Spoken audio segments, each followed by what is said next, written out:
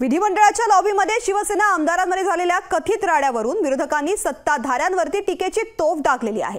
राज्यामध्ये कायदा सुव्यवस्थेचा प्रश्न गंभीर असताना आता सत्ताधारी आमदार सुद्धा एकमेकांच्या विरोधात उभे ठाकलेत।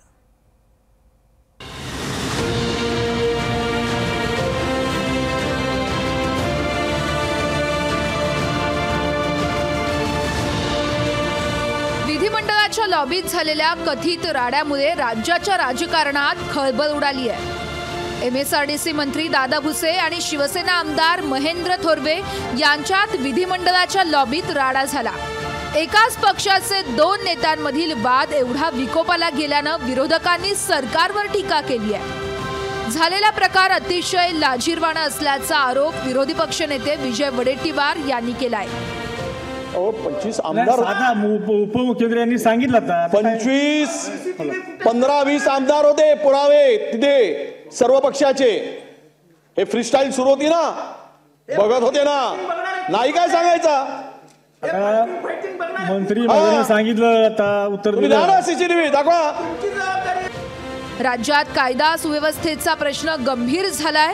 असं असतानाच एका पक्षाचे दोन नेते विधिमंडळाच्या लॉबीत एकमेकांच्या अंगावर धावून गेल्यानं अशोभनीय असल्याचा आरोप जयंत पाटलांनी केलाय।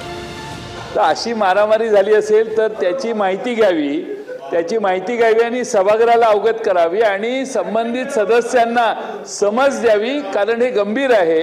आणि आता जर गँग वॉर आपल्या दारातच आलं असेल, सभागृहात आलं असेल तर गंभीर प्रकरण आहे, त्यामुळे आपण याची चौकशी करावी अशी विनंती। आमदार एकमेकांच्या अंगावर धावत असतील तर ते उद्या विधिमंडळात बंदुका पण आणतील अशी भीती आमदार अभिजित बंजारी यांनी व्यक्त केली आहे। सत्ता मिळाली म्हणून हा जो माज आहे हे सगळं आपल्याला या ठिकाणी गँगवर पाहायला मिळेल। बंदुका घरोघरी पोहोचलेल्या आहेत। आता विधान भवन मध्येही बंदुका येणार आहे आणि महाराष्ट्राला पूर्ण बदनाम करण्याचं, संपवण्याचं हे कारस्थान हे मंडळी करत आहे। विधिमंडळ हे लोकशाहीचं मंदिर आहे। या लोकशाहीच्या मंदिरात दोन नेते मारामारीपर्यंत जातात, हे अशोभनीय असल्याचं विरोधी पक्ष नेते अंबादास दानवेंनी म्हटलंय।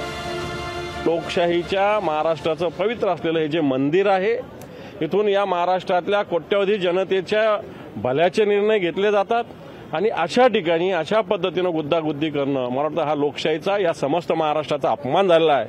आणि म्हणून या सत्ताधारी पक्षाच्या मंत्र्यांनी या महाराष्ट्राची माफी मागितली पाहिजे, अशा प्रकारची आमची सगळ्यांची भूमिका आहे।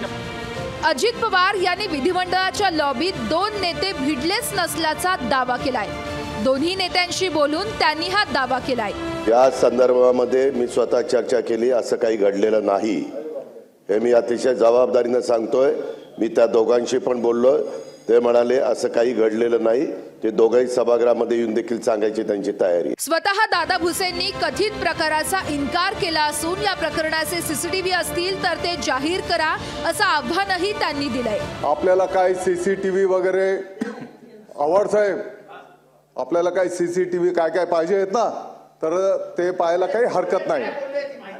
अरे ऐका ना, तुम्ही विरोधी पक्षनेते महोदय, आपल्याला CCTV मध्ये ते सगळं काय हाणामारी हे ते काय शूटिंग झालेलं आहे ना, अमुक ढमुक काय ते CCTV तुम्ही दाखवू शकता। सत्ताधारी आणि विरोधकांमध्ये वैचारिक मतभेद असतात, त्यावर वादही होतात, पण हे वाद कधी राड्यापर्यंत गेले नव्हते। इथं तर एकाच पक्षातील एक आमदार आणि मंत्री एकमेकांना भिडत असतील तर राज्यातील जनतेनं कुणाकडे पाहायचं असा सवाल विचारला जातोय। चेतन धनावरे, लोकशाही मराठी, मुंबई।